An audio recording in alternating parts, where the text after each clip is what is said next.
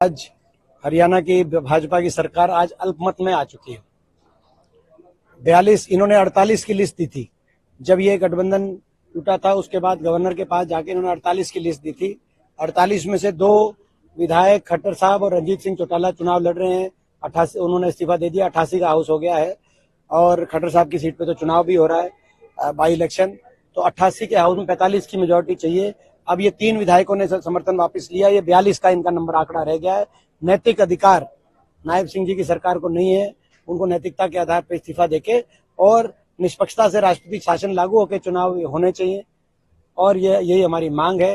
अगर वो इस्तीफा नहीं देते तो इसमें गवर्नर साहब को संवैधानिक अपनी जो मैं समझता हूं कि परिचय देना चाहिए निष्पक्षता का और इस सरकार को बर्खास्त करके राष्ट्रपति शासन के हिसाब से चुनाव कराना चाहिए, क्योंकि उनके पास वो लिस्ट है 48 एमएलओ की और इन तीनों के उस लिस्ट में दस्तखत है।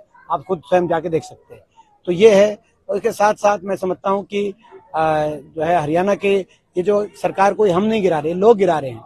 ये कोई विधायक कोई किसी को तोड़ने से कुछ नहीं होता। ये तो विधायकों का जो हरियाणा के अंदर एक बदलाव का हरियाणा के लोगों ने फैसला किया है, उसके आधार पर मैं समझता हूँ ये जो सरकार जो है भाजपा की अल्पमत में अभी आई है और आने वाले समय में ये सरकार मैं समझता हूँ जाएगी।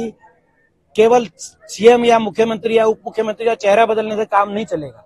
अब तो जनता सरकार बदलने का काम करेगी हरियाणा में तय। देखिए कहीं ना कहीं जो मैं समझता हूँ कि भाजपा सरकारी कार्यशैली जो रही है वो विपक्ष की आवाज को दबाने के लिए सरकारी जांच एजेंसियों का मैं समझता हूँ दुरुपयोग करने का काम लगातार किया गया है।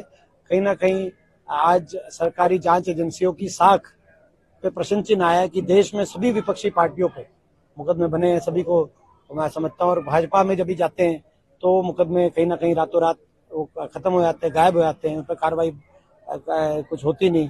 हरियाणा में भी उदाहरण है इस प्रकार के। कुलदीप बिश्नोई जी पे बड़े मुकदमे बने थे लेकिन उनकी विदेशों में संपत्ति पकड़ी गई थी, लेकिन रातों रात बीजेपी में ज्वाइन होने के बाद से वो उन मुकदमों का कोई अता पता नहीं लगा। तो ये किस प्रकार की रणनीति है, ये समझने देश के सामने बातें आ रही है।